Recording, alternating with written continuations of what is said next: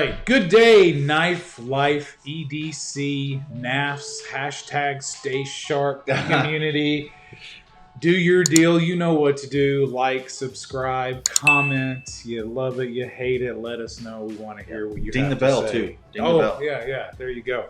All right. So today we have a cool review. Hopefully you guys picked up on our EDC Fixed Blade combo. And saw what we did there. We wanted to do the Sgian Dubh, and as he says, the Sgian Dubh. Yeah. And potato, but really, really cool knife from Emerson. I mean, when you see the name, you'll understand how it's difficult to say. Maybe one of you guys know how to say it right. I'm saying it based off what I heard off Ernest Emerson's video. He's saying it from the historical. I don't know. We're from Tennessee. It is what it is. Yeah, well, however you pronounce it, right. Just know one thing. I'm your Huckleberry. And that takes me to my shirt. If you guys notice my amazing shirt here. And this is from the Bear Arms Gear. And I just want to shout them out, but beararmsgear.com. There's a couple of cool things. I know they have neat graphic t-shirts like this. They're in Opry Mills in Nashville, Tennessee. But it's a $20 shirt, right? Reasonable for kind of a custom shirt nobody else is going to have. But it's a lifetime warranty. Oh, if nice. I shred this shirt, I get to take it in shredded and he will replace it. That's cool. It is really, really cool. So go and check them out. I just want to give him a shout out because we love small businesses, tactical, and he's fighting to stay alive in a world that doesn't, want him to be there. And he made it into the mall, which is a feat unto itself. So he sells a lot of cool gear. Go check him out. Definitely want him to win and succeed. So let's hop right in to this neck knife review, which... Yeah, man, it's honestly like the box blew me away. It was a weird box to get. Myself. Okay. Yeah, go ahead. It was a weird box. When you get Emerson knives, some of you guys may own some Emersons. They come in kind of the same black and red box, right? And I was kind of curious, like, this is a fixed blade. Like, I wonder how it's going to come. And it came in this white, basic box. They got, we'll show you a little bit of B-roll, but they got the, Sgian Dubh name, a picture of the knife. And it honestly looks like a box you get from, like, a mall knife store. Like, oh, you want that knife out of the case? Let me box it up. I'll be frank with you though. Having a little bit of experience with some American-made fixed blades, almost all of them come in this box, and this is an LT Wright knife box. But I mean, it's like an American tradition, to kind of come into that. So I wasn't surprised. But what's cool is he customized it, so it actually has a little instead of a sticker slapped on it, actually has a design on it. Yeah, and then Sgian Dubh there on the side, and honestly, it just came in your little plastic sleeve with a little business card. Emerson Knives, made in the USA. Caution is sharp, and what comes in every Emerson knife. Famous in the worst places. A little pamphlet. Well, they officially started ignoring you after I did this, as they should, because look at it. Wow, guys, when we do the B-roll footage of this thing, to get the grind lines, to get the patina that they put on there, it looks like an old knife, and it is really, really cool. And so the purpose of a Sgian Dubh was really a vest pocket knife or a shirt knife, a small knife. And you, in the Scottish tradition, were always armed, and like in many traditions. I also heard it as like a boot knife as well. Well, here's where the boot knife piece came from, which was fascinating to me. Is you have it here, and then when you go into a friend's house, it's almost ceremonial, but you take the knife out, and then you show them you have a knife, and you stick it right here in your boot. And that way, it's a symbol of, yes, I have a knife, but I'm putting it in a less convenient way to draw, yet I'm still armed because I'm in your home. And so kind of an interesting tradition with that, which is reason enough to own the knife. But goodness gracious, let's get into it. Let's start off with Ergos. So, not the most ergonomic thing because it's fancy, right? See, I kind of think it is ergonomic. Yeah. Because of the way the handle's made. The hand guard is nice because it does stop it there. And but the big, wide jimping on the top of the blade is nice as well. Yeah, so that's interesting. I think for me, it doesn't...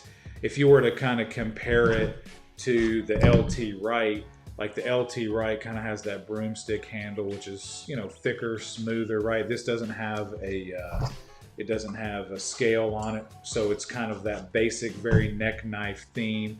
But look, you've got 3 holes, and to screw on some scales will be fun and easy, and I think it would be worth doing. You could wrap it as well, and that would fix sort of any ergo woes, as it were. Ultimately, for me, I think on this, when it comes to ergos, it's going to be a 6 out of 10. But that's not really the point of the knife. It's not really ergos. The idea is not all day function. And if you want all day function, it's probably a little bit different knife. But goodness gracious, this is a conversation piece. Yeah, I could definitely do food prep with it. You know, it's long enough to get through a thick chicken breast, and more than comfortable enough for any task that you really want to use. But it's not. It's a cool factor, designer factor. Yeah, you know, speaking to the, kind of designer factor, I don't know if this is like a limited production. I'm assuming it is because it keeps going out of stock. They can't keep it in stock, so it's got its limits. And on the sheath here, it says Emerson Customs as opposed to your normal Emerson Knives logo, which is kind of an interesting thing. I'm thinking this is just like a limited run blade, which is, just adds to that cool factor. As far as ergos for me, I didn't get this. It's marketed as a neck knife. I got it as a, front pocket fixed blade EDC knife. 100%. So that's why I took the chain off. This fits fantastic in my pocket, flat like that. And that kind of plays into, not having the scales makes it even more comfortable. Certainly. For me, for my purposes for this knife, food prep, that kind of thing, with it having these little, grooves and then, the cutouts there, that adds to the ergos for me. It gives me a little bit of grip. This big jimping on the top is comfortable if I got to, get into something. Ergos for me, I'm probably going to say, considering the type of knife it is, I'm probably going to go with an 8, honestly, because it's really perfect for what I want it for. It's not an all-day use knife. It's, if I'm picking this knife up, there's a reason why I'm carrying it for that day. Whether I'm going to be out, maybe on a lake fishing and need to, get into a fish or food prep. There's a specific purpose for this knife. And 8 out of 10 is fine. I mean, at the clip point, we allow Josh to be wrong. It is totally fine and acceptable. Allow me to be wrong as well. This is a pretty far difference in our opinion. Most of our scores a little closer. Yeah. Comment below. What do you give it in ergos? Do you give it whatever 1 out of 10? Where would you fall just visually? And if you've handled it, we'd love to hear your experience with it. I mean, it's not a big handle, but it's enough where you can get your hand around it and use it. It's a small knife, which is why I like it. That's why I got it. All right, so now we go into the tactical side, and it is not very tactical for sure. If you want to get into the nitty gritty of tactical, I wouldn't want to handle this in a forceful way when it was slick. Yeah. Because you're going to probably slide around with it. I guess, worst case scenario, you could use anything. You could use a pen, right? A rock. Be Born Identity over here with a pen, making that happen. John Wick with a pencil. Right. And that's not what this knife is. So, for tactical purposes, it does have these quillions kind of ground in, which is cool. But for tactical purposes, it's probably a 3 out of 10 for me. It's super duper short. It's slick, right? So, right. It's not a fast draw either. All the tactical things it doesn't really do. Right. Yeah, it's not tactical at all. I mean, I'm probably going to even go with a 2.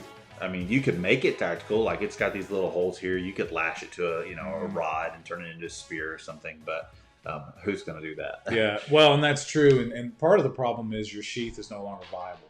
Right. And because, you might be able to swell that opening, and actually that's one of the advantages of a knife like this is it has a big huge opening that's oversized. Look at the knife compared to the sheath. Yeah. This has got that bushcraft style sheath where it envelops the whole thing. This is a neck knife style, but for a front pocket it's great. Now I'll say this: there is, and we'll show some tactical draw capability for those who maybe aren't as familiar with what tactical draw fixed blade looks like.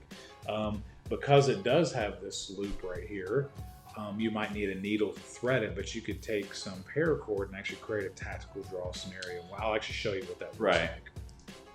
Yeah, you could probably put like a little lanyard on there, and then with that. Yeah, and I'll show you what belt loop tactical draw looks like for those who maybe aren't as familiar with it. It's keep in mind it's designed as a neck knife, so it does do its job as a neck knife. I mean, it hangs there, it's safe. I'm not afraid it's going to fall out, but also I really do like how narrow it is for the I do too. Front pocket, I think it's ideal. So then also it's not going to scratch up my phone because it's covered up. That's a good point.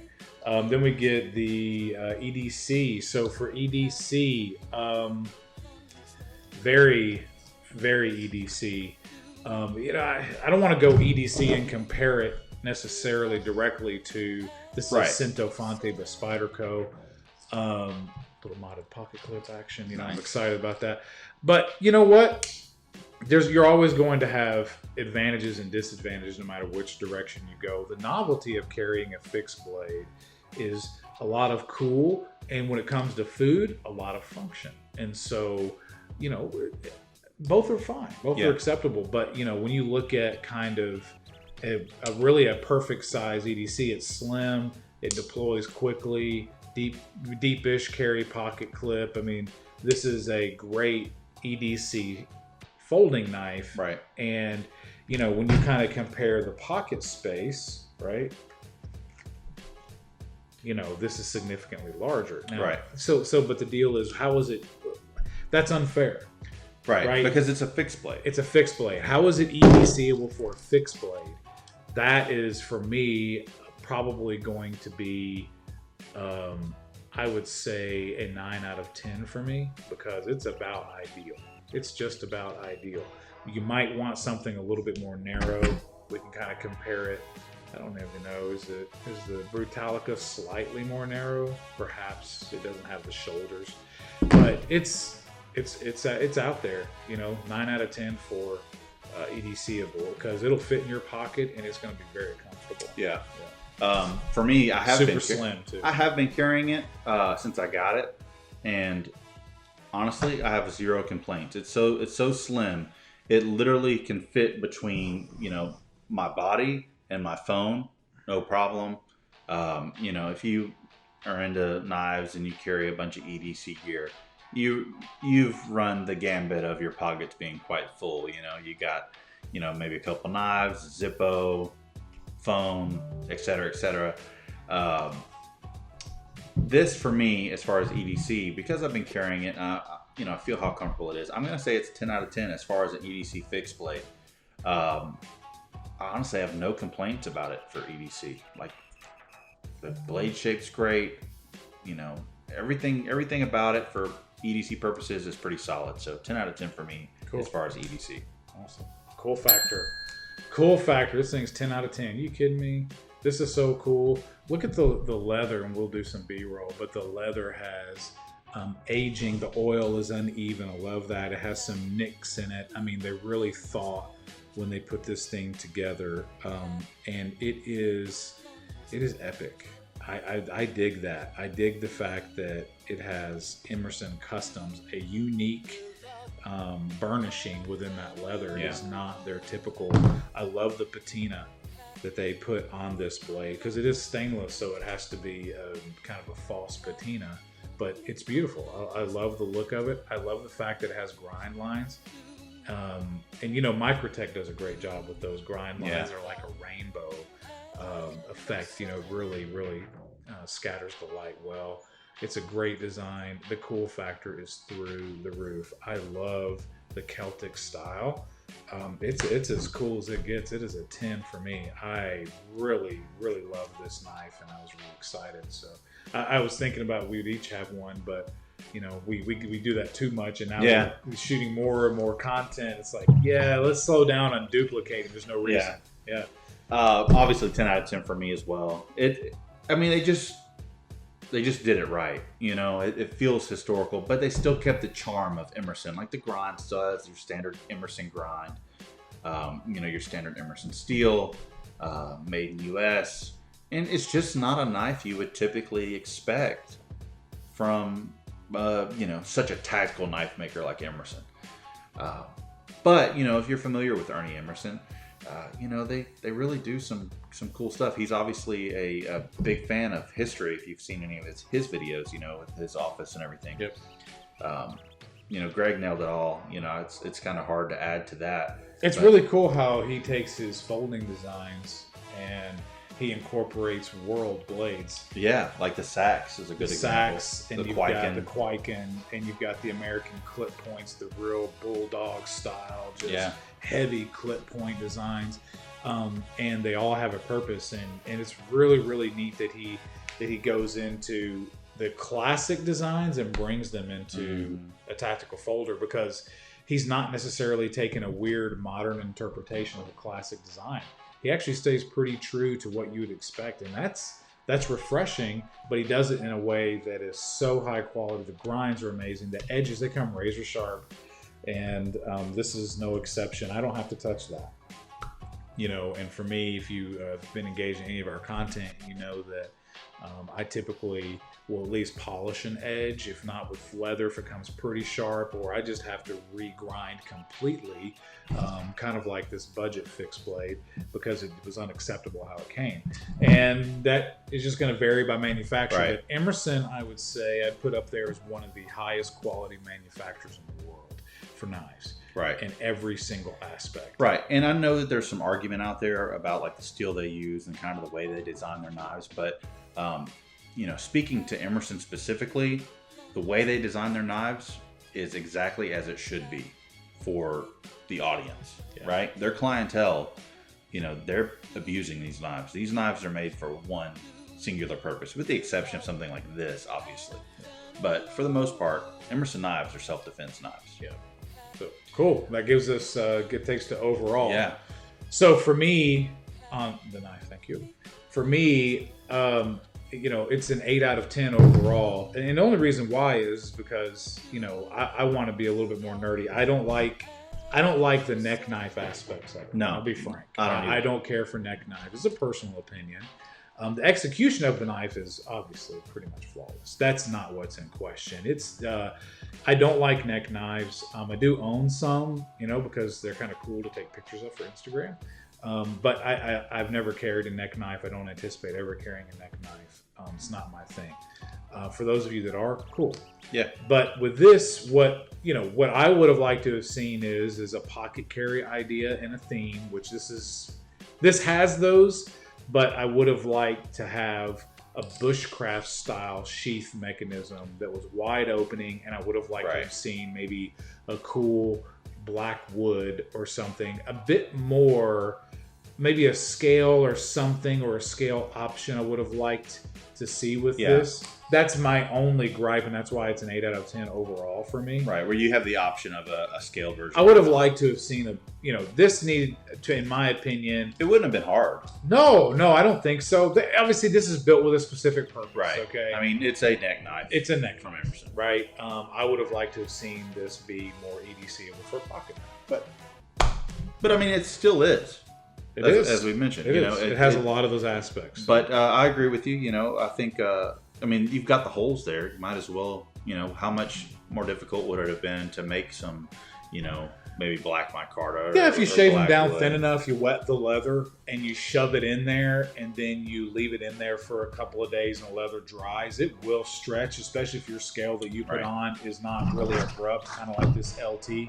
Super duper abrupt, right? You would want to shoulder that back.